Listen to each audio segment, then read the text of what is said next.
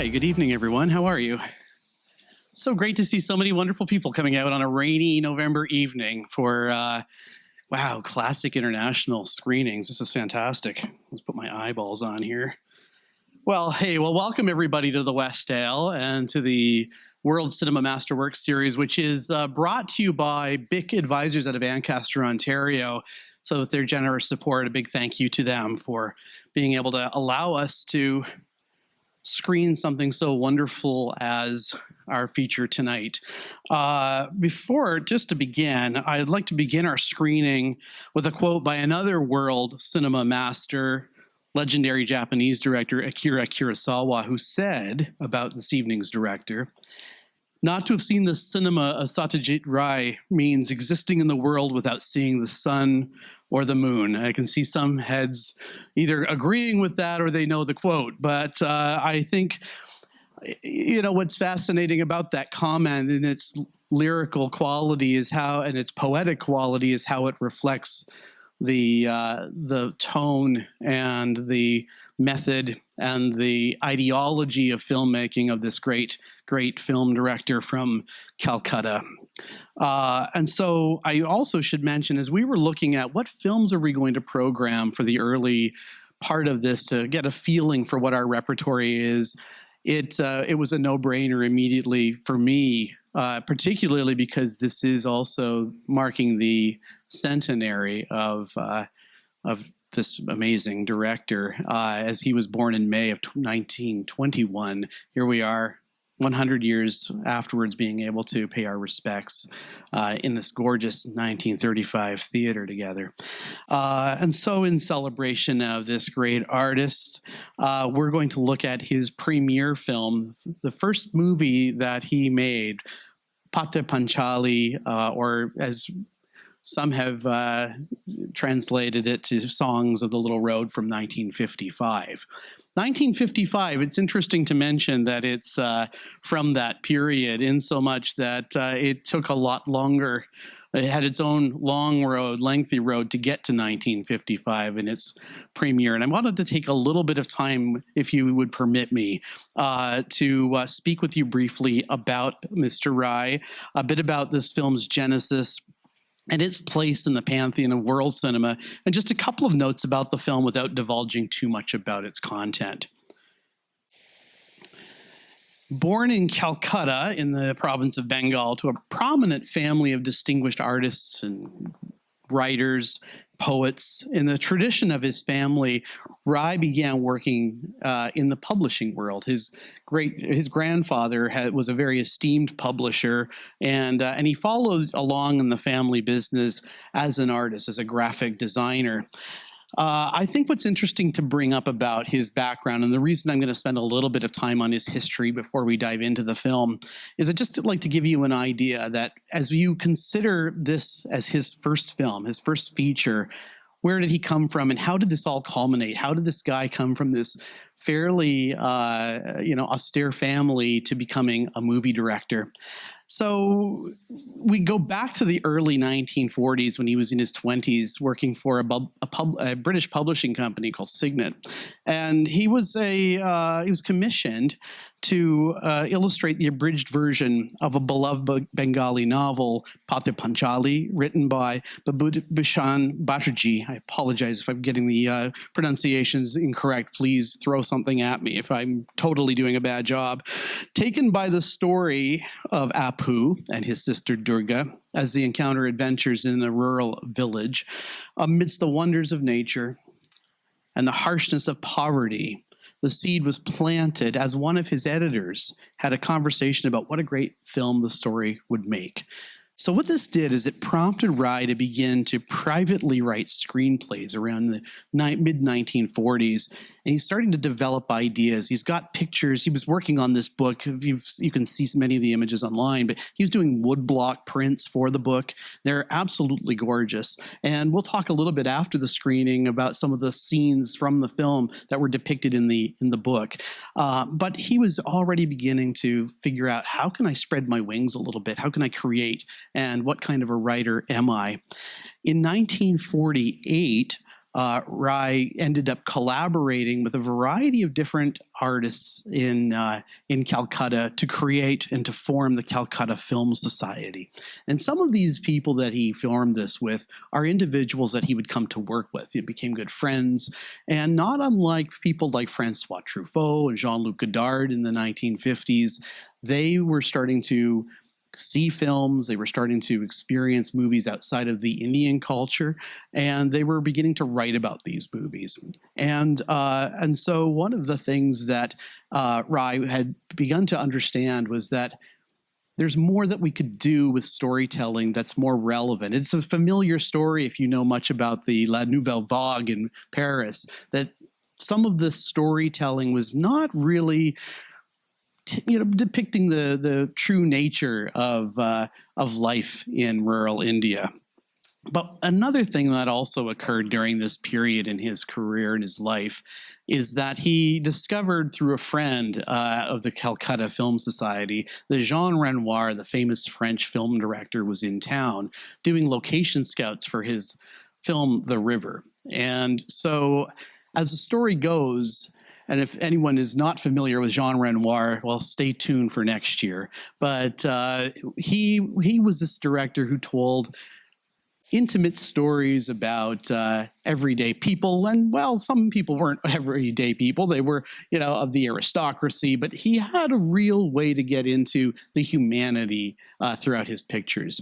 And so in meeting Renoir, Rai, which I entirely find fascinating, found out which hotel he was staying in and decided to go to the hotel and introduce himself and basically see if he could have a conversation with this guy on the premise of the Calcutta Film Society.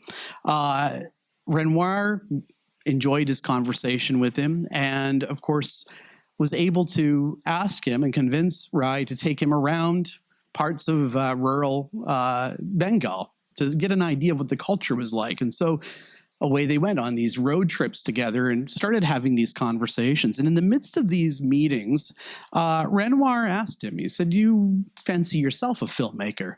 And though he'd never made a movie, was maybe flirting with the idea, he immediately said yes, and began to tell Renoir about PATHER PANCHALI.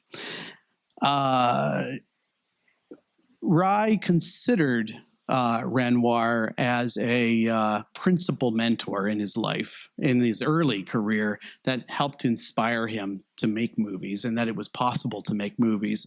And here's this established film director from Paris who is telling this guy, you have what it takes. You have the heart and the poetry to be able to tell good stories.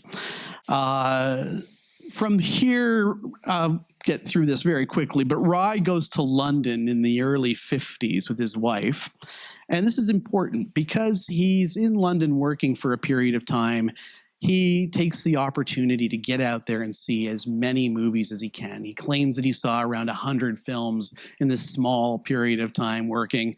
And of course, he saw The Rules of the Game by Renoir, which of course inspired him considerably. But the one movie that he saw that really was a turning point for him was the Italian neo-realist film The Bicycle Thieves by Vittorio De Sica.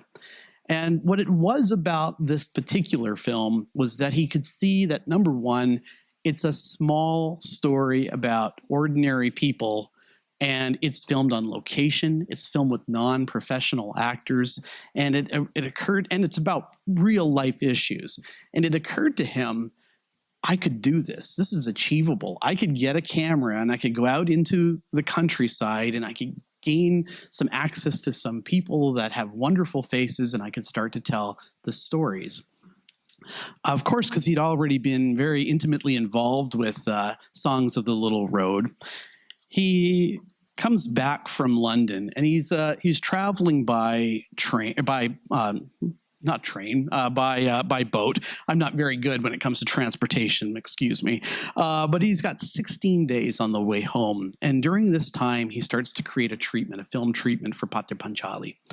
And this is a indication of one of the things that he was writing. He was writing in calligraphy his notes of what he thought the movie should be. And then he started to storyboard it. Of course, he was a graphic artist. And this is an indication of what they worked from when making the film. They had his notes, they had his storyboards, and they had everything that was in his mind. And so I think it's worth noting as I point this out, number one, how much I love this sort of approach, this joie de vivre, that he's, no fear. And that's what I love so much about so many first-time directors is they're going in with their passions and their ideals. It's worth noting, though, that India was a formidable presence in the production of movies. It still is, obviously. And outside of Hollywood, rated at number 2 largest producer films in the world. It may be neck and neck number 1 in the world. Today, I mean. And so out of modern day Mumbai, or Bombay as it was referred during the colonial period, Bollywood was born. And the film industry took off in India right after the invention of film. Its first full-length feature was in 1913. But my point that I'm trying to make here is that Rai's approach to pitching a film was a bit unorthodox. He had scribbles of calligraphy, he had some storyboards, and he had his ability and charm to be able to tell a story. But in an industry that has a very well-formulated ideal of what a movie should be, which in their case at the time was you had to have core principles and core elements engaged in the film, like romance, fighting scenes, dancing scenes, songs, humor, more dancing. And so this was what the typical film would consist of. It was fairly safe, entertaining enough, enjoyable, but you knew what you were in for. So when Rai comes into the film industry, and after having seen the films and experienced what he'd found in London, and of course in the mid-40s, late 40s, more and more international films were trickling into India, he was more interested in stories about normal people or about people that, about relevant issues that he could at least plug into the human condition. And really felt that in his mind, the contemporary Indian market, as far as cinema was concerned, was lacking. It was really not his cup of tea, as it were. So he gets together, grabs some friends, makes a bunch of money up, cashed in on his life insurance. At some stage down the road, had his wife hawk her jewelry, and they decide that the only way that anyone's going to look at him, because he's a nobody, no one knows who he is, was to ensure that they could get a 16 millimeter camera and go out to the provinces and start shooting some footage based on the ideals of the storybook. So being able to express that, to show producers, and of course the book being so popular as it was, the idea was, okay, I think we could probably do something with this. And he caught the eye of a producer that put up the initial funding. And so with that said, with a group of non-professionals behind the camera. For instance, many of you probably are aware of this, but his cinematographer, Subrata Mitra, had never operated a film camera, but he was an accomplished still photographer. He had a mix of professional and non-professional actors on set, of whom I'll speak about after the screening. But finally, filming principal photography starts in late 1952. And Rai himself even admitted, I didn't know what I was doing, and to bring people together that were also new to this industry was comforting. To know that many of us were just finding our way and figuring things out certainly helped with his own confidence to be able to lead people. Many that had been on set and that were supporting the filmmaking, that had previous experience on movies, there were definitely some experienced individuals, also said they'd never seen a film set like this. I mean, everything was quite rigid in the film industry in Mumbai at that time. There was a real way to do things, as you know, Rye would find out. But what they caught was that it was like a family atmosphere. It was incredibly casual. They were making up the lines of dialogue as they went along on set. The film would take over 2.5 years to make, which is pretty extraordinary, partially because they ran out of money. And they had to go out there and find ways to make this film. Fortuitously, what occurred? Two things occurred.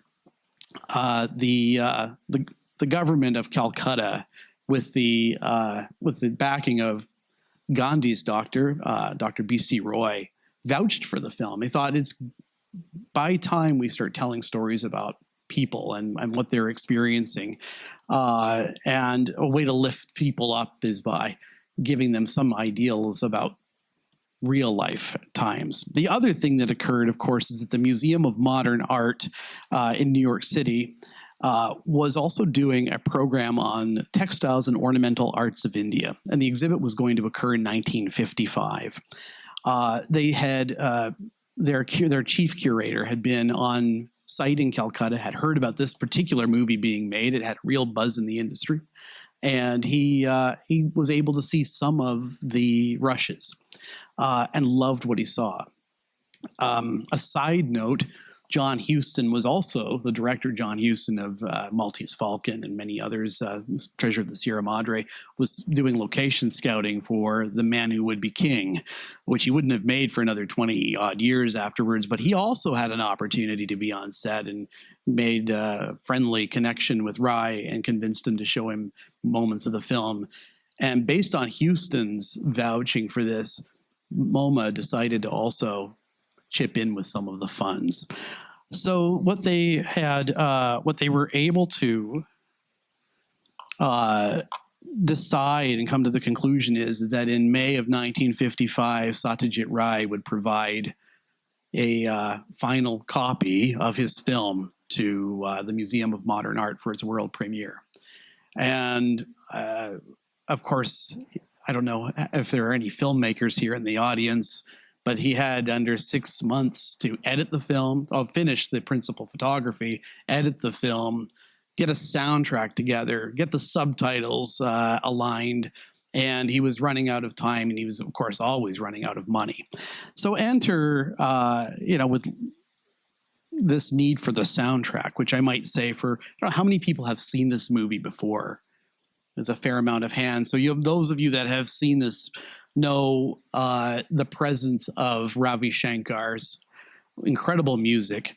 And I was very fortunate myself to see Ravi Shankar and his daughter Anushka perform in Toronto many, many years ago. But there's nothing entirely like this story behind the development of this soundtrack. The Shankar had made acquaintances with Rai over the years and saw a portion of the movie, was getting an idea for what the soundtrack could be.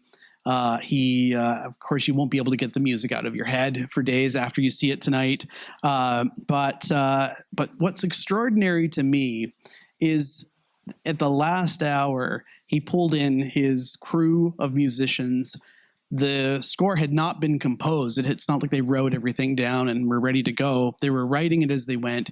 And in 11 hours, approximately, they composed, they performed, and they recorded most of the soundtrack that you'll hear tonight, which is extraordinary to me. From the accounts that I've read, it was chaos. He was scribbling down notes and passing it to performers and getting them to perform it in such a way. And other times they're improvising. But I can say that I can't imagine this movie without it. It did have its world debut in New York City at MoMA, one day after Mr. Rye's birthday. Unfortunately, there were not any subtitles at that debut, but it didn't seem to matter. And I think there will be times tonight that you will say, I don't always need the subtitles. I don't always need to know exactly what people are talking about. When I first saw this movie in the early 90s on a VHS copy, it was pretty bad shape. There were very few subtitles, but I really didn't need it. The emotion is so strong in this film, and the images are absolutely incredible. But it was a sensation. It played for 8 months straight in New York City. And, when it premiered at 56 at Cannes, it won an honorary award for Best Human Document. And most importantly, it brought India to the world stage when it came to film. Let's see. When it made its North American debut, for those of you that are film historians out there and you hear the name Bosley Crowther, you probably think, Bosley, you're just not up to date. But he wrote rather condescendingly, and the reason I'm giving him some time on the podium tonight is I think it's interesting. Any picture as loose in structure or as listless in tempo as this one is would barely pass as a rough cut with the editors in Hollywood. And I should say that that's a good thing when you see this movie tonight. It's so refreshing for a change to not have to feel like there was a certain convention to making this particular film. I still think it's fresh after so many years.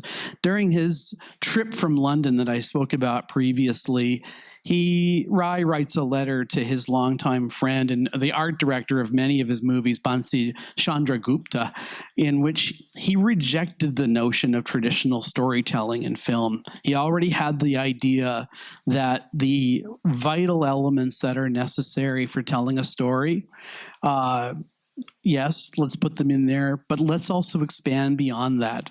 And let's look at real life. And let's look at images. It's a visual medium. Let's give people more detail than they think they need. His theory was that you could incorporate everyday elements into a film, take the time to focus on an image that at first glance may mean nothing to the story, and that might happen for some of you tonight that have not seen the film. However, over time, the audience would reflect on their meaning and would assess for themselves what importance they have in creation of an authentic experience. And I'd be interested to hear from you after the screening. What were some things that you saw where you thought, what does this have to do with this movie? It is very episodic at times, and there will be periods where you'll think, are we getting to the point? Well, the point is it's life. It's a depiction of humans living their childhood life, living their adult life. So not unlike the book, it has a unique pace. And I'm going to quote Kurosawa once again, it's the kind of cinema that flows with the serenity and nobility of a big river. So I'm encouraging you to, over the next 2 hours, to flow with this big river, enjoy it. I'm going to talk a little bit about the performers who I think will have a major impact on your viewing experience. And just a big thank you to all of you for coming out to celebrate Satyajit Ray tonight. I'm quite looking forward to hearing your perspectives after the screening. So thank you, everybody, for your time.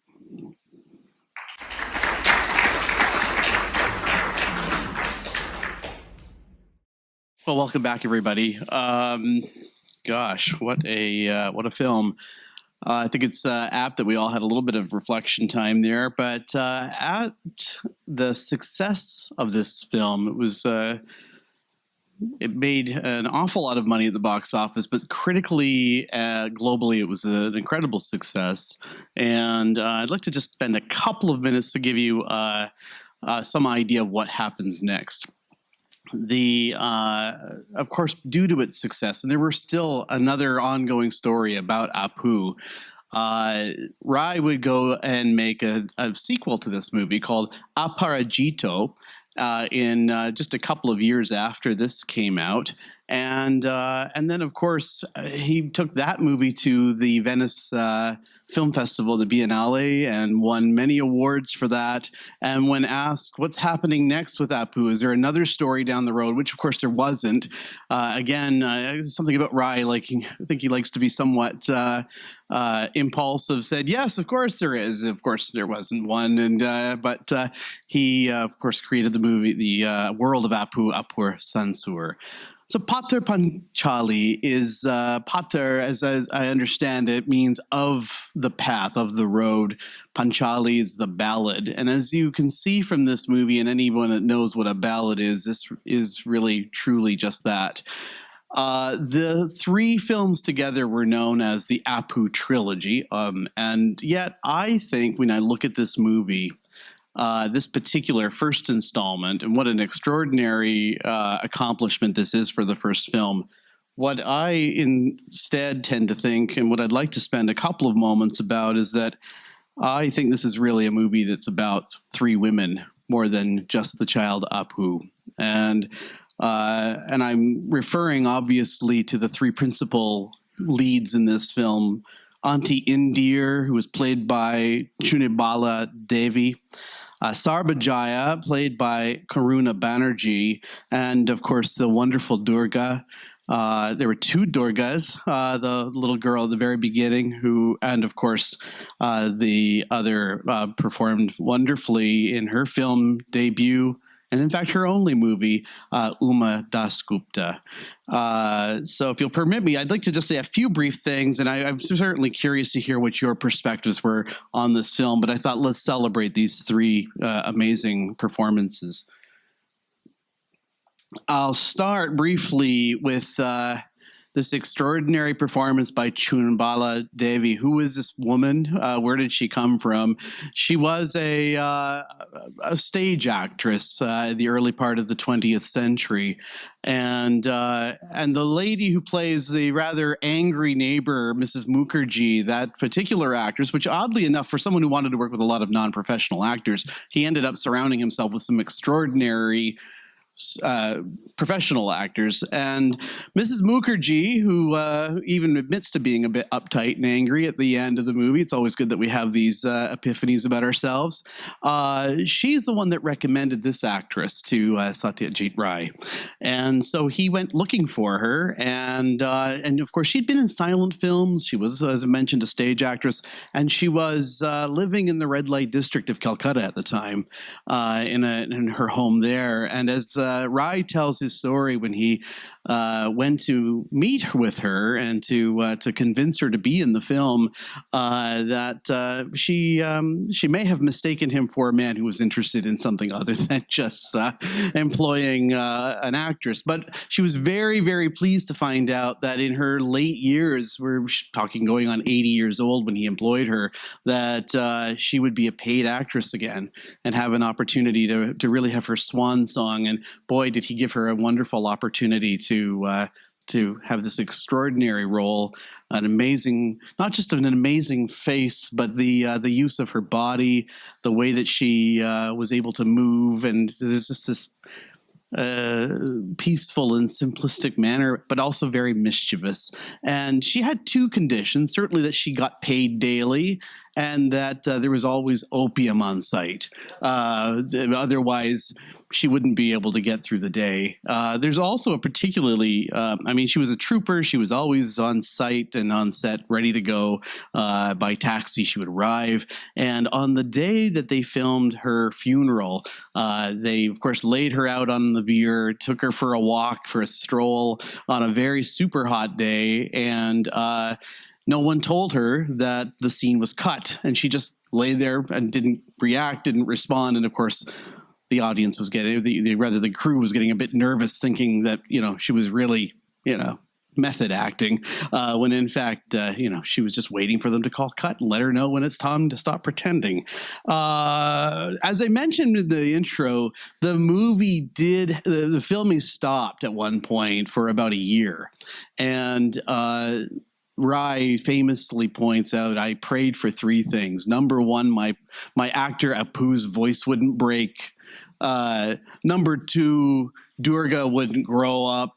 And number three, Auntie Indir wouldn't die. And so he did have the fates on his side, thankfully. But she did pass away the same year that it debuted. He screened it in her home for her, and posthumously she won the Best Actress Award at the Manila Film Festival, which is the first time that kind of an honor had ever been bestowed upon an Indian actress.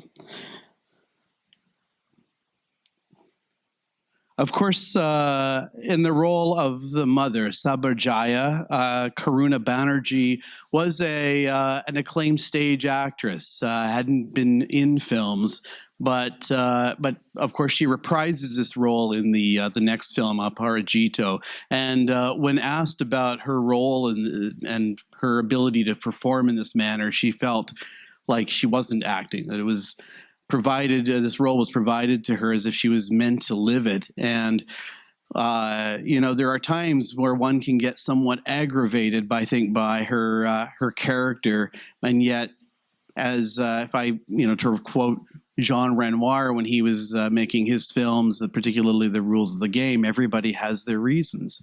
I think there's a moment I find extraordinary and a key scene for this character that tends to break your heart a little bit. And she's so wonderful, even with just her facial expressions. But in my mind, that moment when she's speaking to her husband and says, "I had dreams too."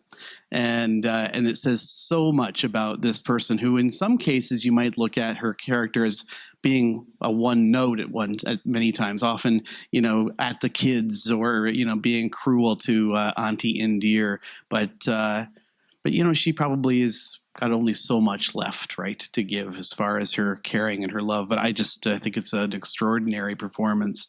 And then finally, in the role of Durga, and for me, and I mean, I'm not alone in this. This is a pretty common perspective for many. But to me, Durga's character is the heart and the soul of this movie.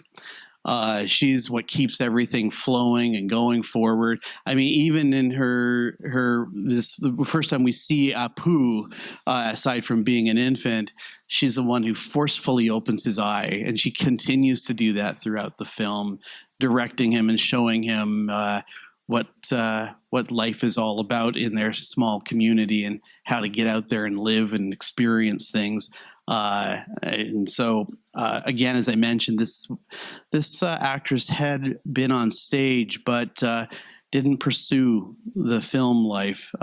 She ended up becoming a historian, professor, and recently had something published regarding the poet Tagore. But I mean, I'll just open it up to you guys. I just wanted to, celebrate these performers. But I thought, and of course, we have a microphone. Our good man Doug here at the back has a microphone. If there's anybody that would have a comment, I'm curious or a question for that matter, I'll do my best. But earlier on, I mentioned that there were certainly a significant amount of scenes that are intended to give you an idea of potentially what life is all about.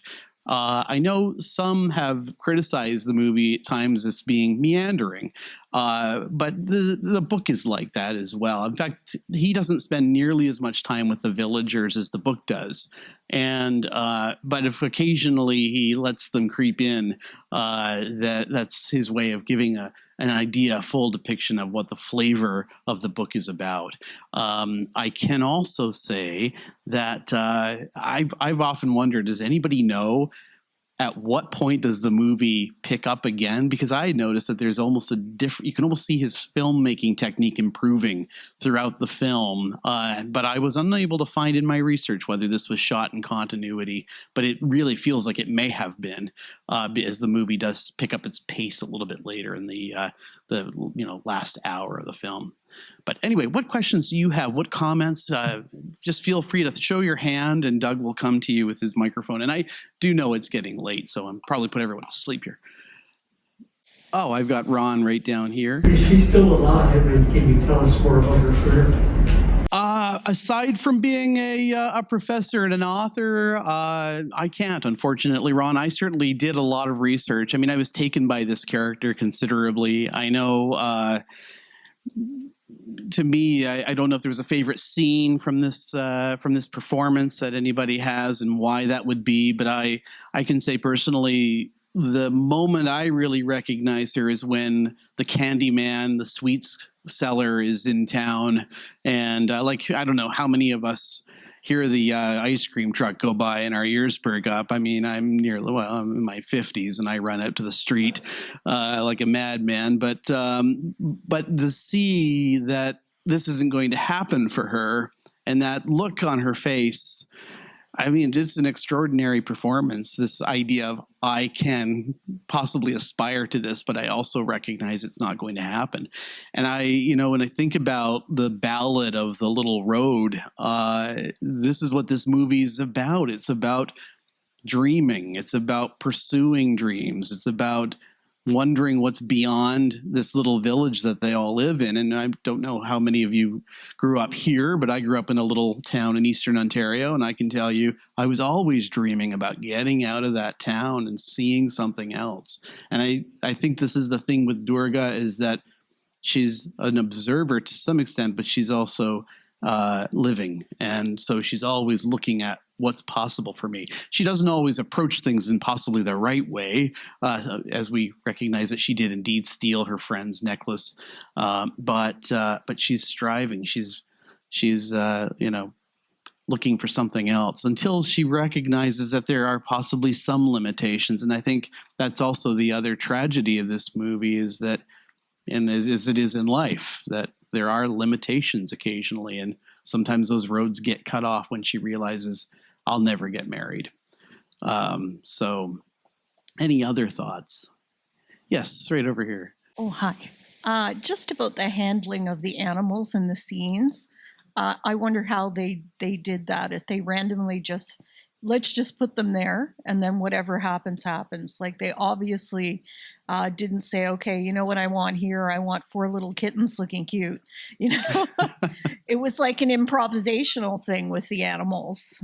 From what I've read, and if there's anyone that has any other information, they certainly filmed life happening. The part where the dog and the cat are sort of playing around with one another, it's conceivable that this was one of those 16 millimeter moments when they went out to shoot some film to convince producers to go along with funding the film. But I think the one thing that, of course, that's fascinating is that I can't remember exactly who it was that originally said, but be careful about working with children and animals, of which, I think he did very well here.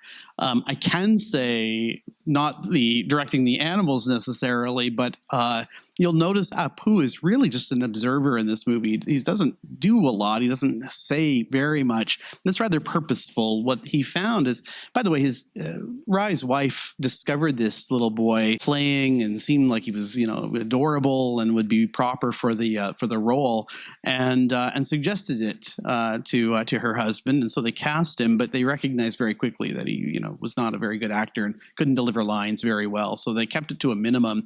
And when you see them in the kasha fields on the way to the train, Rai had various crew members hiding in the bushes, directing him to run this way. Now stop. Now run that way. Now stop. So as time goes on, he becomes a little bit better at being able to direct children by the time you get to Apur Sansur and various other movies later on in his career. So I know I moved from animals to children, but you should meet my nephew. Yes, ma'am. Well, just speaking to the children running down those little trails and also into the fields, as opposed to a bit of a diversion from what was going on, it seemed to create a little tension. And, they always seemed to be at risk. And I wasn't quite sure what message was in there for that purpose. So that's great. And I know this kind of forum is difficult to have a full, intimate conversation. So I'm open to any other perspectives, of course. We'll just keep Doug running with the microphone. But my perspective on this, I don't know how many times I've seen this film, but it's been up there. When they get to the power lines and the music changes, I immediately start getting this pit in my stomach, like something horrible is about to happen. There's a sense of foreboding that's going to occur, and I don't really know what he was driving at, other than the fact that change is different, and it can be a little scary when you're in a new environment. And I understand where you're coming from. There's a sense of danger always looming around the corner. But I think when we look at Durga, who's at her monsoon dance in the rain, how many of us thought, well, this is it? I mean, this is one of the things that's going to be the cause of her demise ultimately. And, I think in life, we all encounter wonderful things happen, but there's potentially always something challenging looming around the corner. And I tend to think I'm, taking my own license here, but I do tend to think that there's something in that, because there's often great joy and wonderful festivals and things that occur and people are enjoying each other. And it's often, balanced by tragedy or something horrible happening or a confrontation occurring, or in the case of the aunt and the daughter, their death. So I'm not sure if anyone else might have a perspective on that, but I would love to see, definitely. I just want to comment on your question about children running in the fields. So it's a very common thing in the rural India that you have paddy fields and stuff. And when, the field is like cut off from the crop and stuff, so children usually go and run around there, play, they can. So we have a sport called cricket. They can play cricket. They fly kites and stuff. So I believe this is a natural thing that not maybe near the power supply or stuff, but there are power supplies. It's a very common thing in rural India, and the whole movie I feel is a very natural thing. Like, it's a very natural setup for the rural West Bengal. I can't say any other part of India, but from my point of view, this is a very natural setting about rural part of West Bengal, not Calcutta. It's a very common thing. Yes. Thank you. Thank you very much. I know that nature was very important to of course he was a city person, and it was important, Rai, to go to the country and to spend time in it and to absorb it. I think those meditative moments of the changing of the seasons and the monsoon coming with Shankar's music is extraordinary in my mind. It feels like we're watching still images from, modern art in my perspective, which it was, of course, in its time. But it's to take that kind of time to incorporate it into a film was rather risky on his behalf. Yes, please. Yeah, just adding to her questions and yes, his please. comments. That's great. Thank you. Like he was saying, it's very common, and I wouldn't say that it's foreboding of danger, but it's more common that they'll be just traveling, and that's the natural life that they lead. And I'm not a movie critic or anything. It's just my perspective and being a fan of Roy for a very long period of time. You could see that the other girls are not as, what can I say? They don't run around as much as she does. So that also another thing that I think Roy tried to portray, that Durga was a bit different from the other girls in that sense. And regarding the train scene, like the poles and all that, I think one of the things I personally thought, and it's just my perspective, is that he tried to show that she has gone far from her territory of where she used to roam about. That's what I wanted to say. Thanks.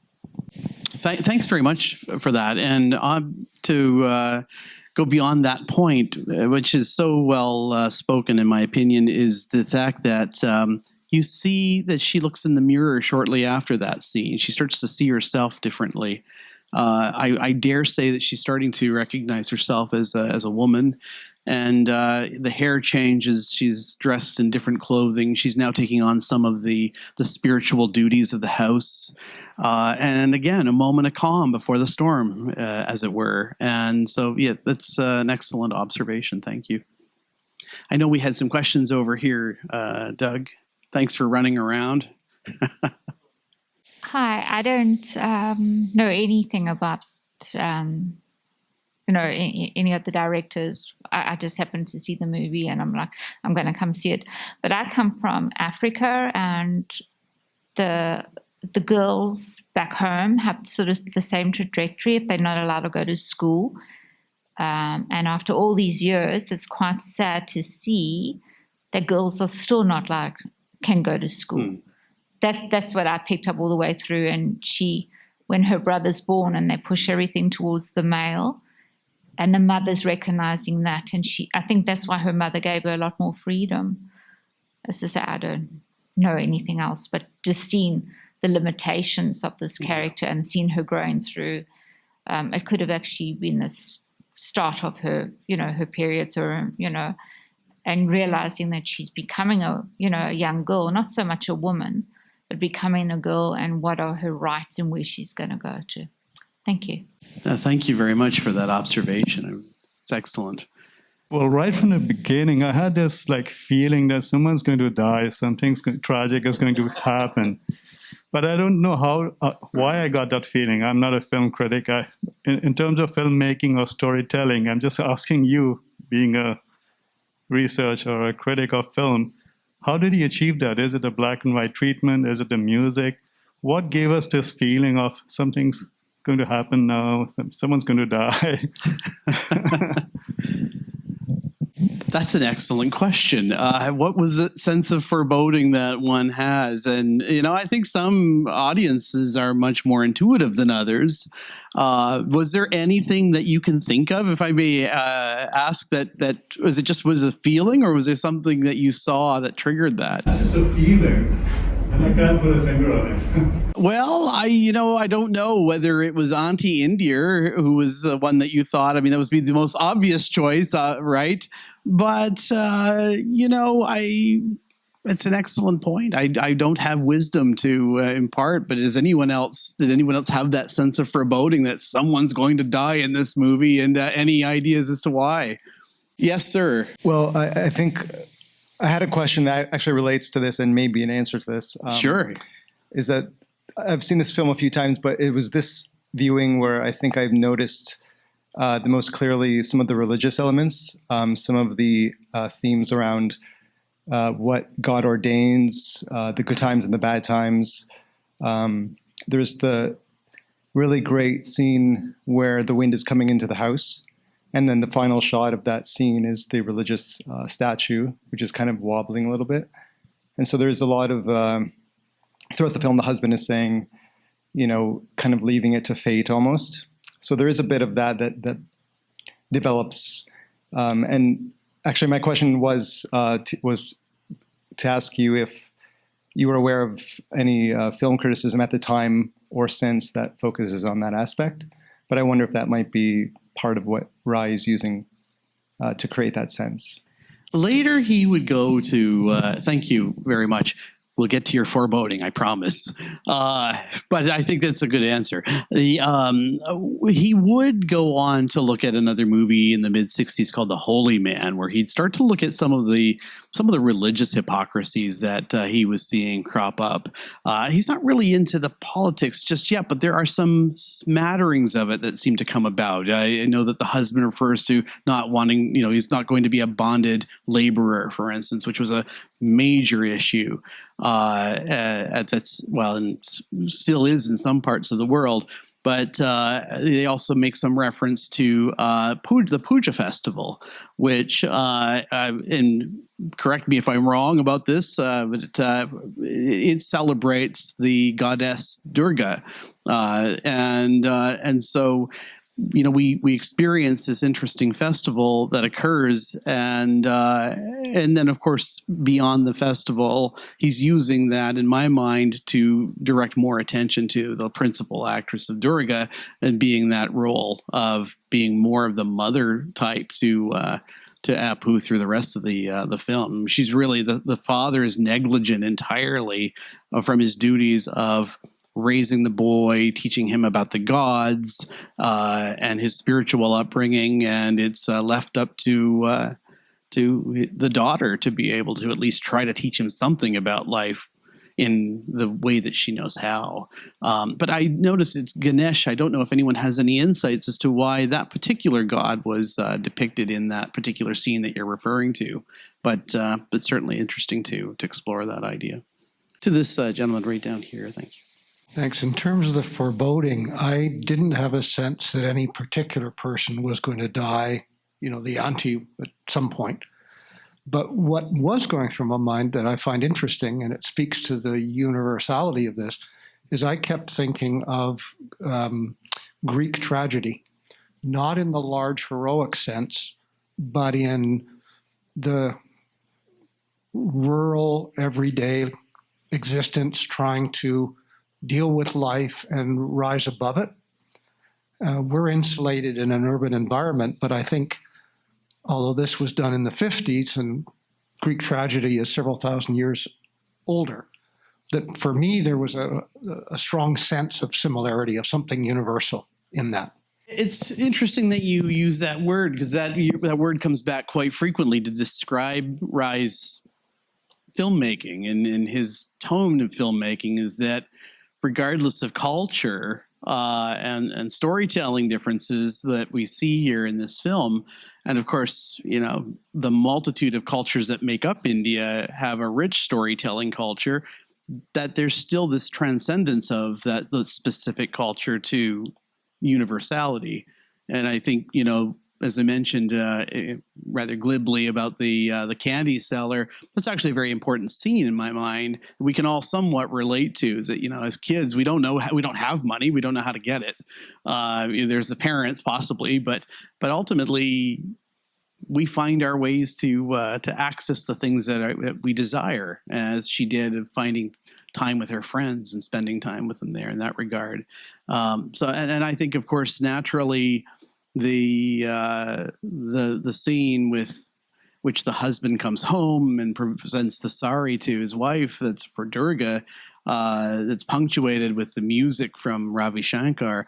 I don't know how anyone else felt about that particular scene, but universally, the mother throughout the entire movie keeps in all this rage and anger and emotion. We very rarely see Sorbajaya's character emote, and yet that's the culmination, and it of course explodes in that particular moment. The universality of that ability to be a real person, to be vulnerable, and finally, just can't keep it together any longer, is what hit audiences in the 1950s. It's an odd thing. I mean, I did the research several years ago, but then on this most recent viewing, the amount of criticisms that I read at the time about this sort of exoticism of this cinema in India at this point, as his movies were making its rounds. I mean, there were criticisms that he was romanticizing poverty from inside the Calcutta government. I don't see any romanticism of poverty here. I just see poverty at times. But his rebut to that as part of a movement, which we could spend all night talking about this, but as a retort to this was what they called the parallel cinema movement, and in Calcutta. And their rebut to those kinds of comments is that it's time that we spread the word and start to tell people stories. And of course, you'll find later in the 60s, late 50s into the early 60s, that Rai turns his camera toward the plight of women in culture, and what is their place outside of being mothers and housewives, that there's a human being there that should be paid some respect, that has passion and that has the want to expand and use their creativity and have a career. I mean, which I know sounds ridiculous talking about this presently, but at the time and in the culture, there's a real need. I mean, he was very much ahead of that curve to be able to at least try to shine the light on that point. So I'll go to this next slide. I just wanted to ensure that there are over 36 films in his in his works. And these are just some of them that I would highly recommend if you have an opportunity. Certainly Aparajito and Apur Sansur, if you wish to round out the trilogy and find out what happens to Apu, you'll find by 1959, Rai has become a master filmmaker.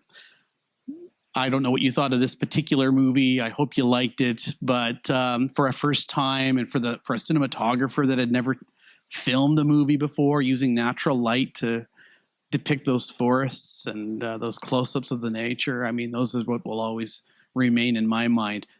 Of course, with Shankar's music coming together to make this incredible art form. Anyway, thank you all very much, and I hope you'll check out some more of Mr. Rai's films. Take care. Good evening.